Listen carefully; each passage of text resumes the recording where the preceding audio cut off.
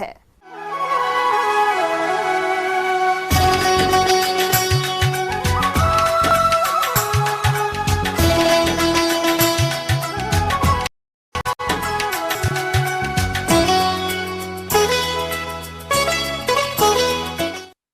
किसान भाइयों, प्याज एक महत्वपूर्ण मसाला फसल है। इसमें प्रोटीन और कुछ विटामिन अल्प मात्रा में रहते हैं। इसके अलावा इसमें बहुत से औषधीय गुण भी पाए जाते हैं और अभी इसकी रोपाई का उपयुक्त समय है। तो आप प्याज की उन्नतशील किस्मों का चयन कर वैज्ञानिक तरीके से खेती कैसे करें, इसकी जानकारी दे रहे हैं कृषि वैज्ञानिक डॉक्टर मृगेंद्र सिंह।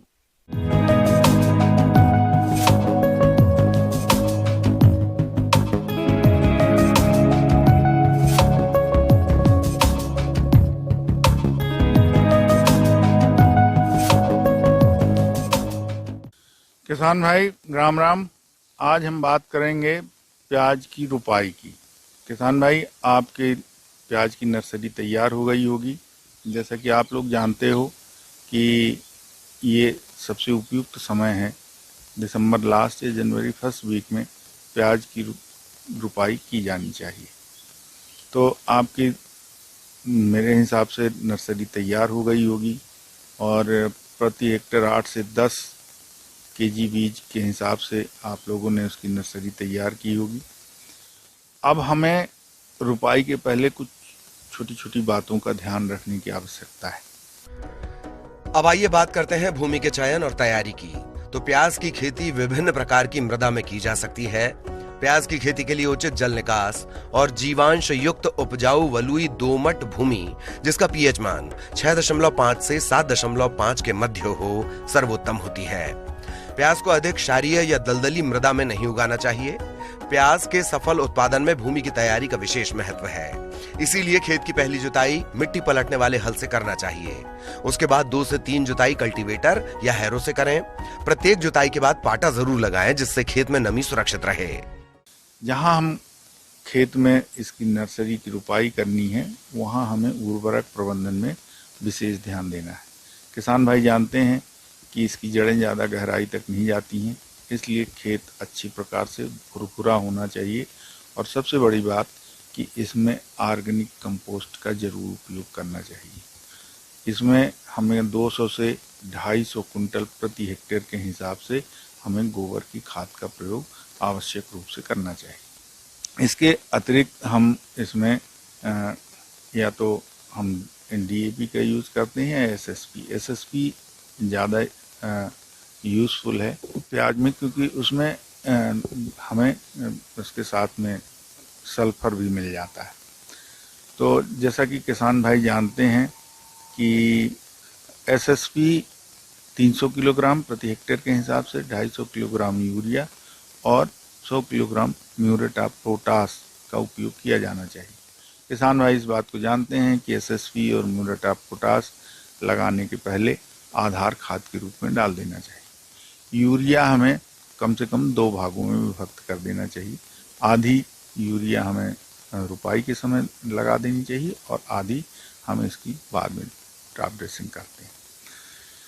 अगर इसमें हम 50 किलोग्राम कॉपर सल्फेट प्रति हेक्टेयर के हिसाब से रुपाई के समय मिला देते हैं तो कंद ज़्यादा अच्छे होते हैं, बड़े होते हैं, उनकी क्वालिटी अच्छी होती है, उनका रंग भी गाढ़ा भूरा होता है। किसान भाइयों, आप प्याज की उन्नत प्रजाति का उपयोग करके अधिक उत्पादन कर सकते हैं। तो रबी मौसम में लगाई जाने वाली प्रमुख प्रजातियां हैं Bhima Shweta, Bhima Red, Bhima Kiran, Bhima Shakti, N53, Pusa Ratnar, Pusa Madhavi, Agrifound Dark Red, Line 883, Arka Kalyan इत्यादि।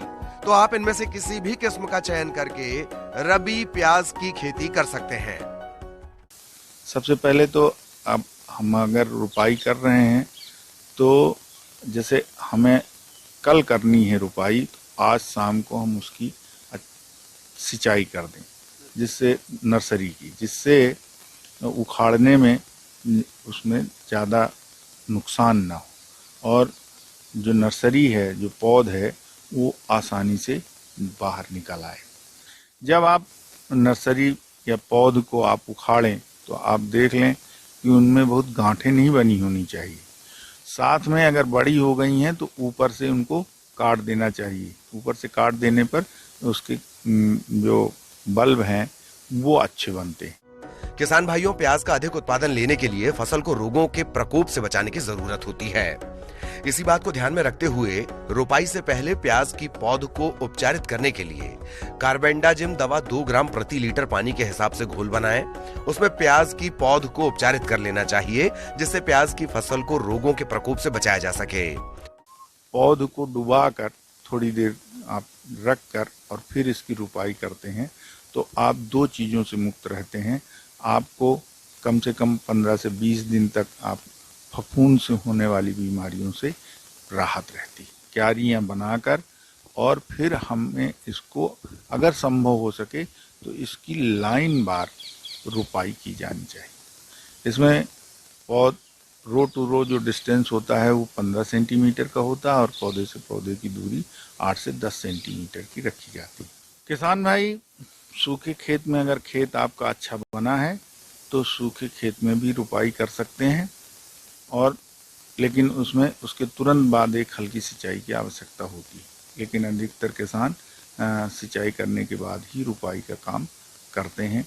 तो इस चीज़ का आप ध्यान रखें कि चूँकि उथली जड़ वाली फसल है तो इसको समय के हिसाब से, आपके खेत के हिसाब से, मिट्टी के हिसाब से जैसी उसकी जल मांग हो करीब करीब 8 से 10 रोज पर के अंतराल पर इसकी सिंचाई करते रहना चाहिए। किसान भाई इस चीज़ का जरूर ध्यान रखें कि चूंकि ये कंद वाली फसल है तो कहीं भी पानी रुकना नहीं चाहिए।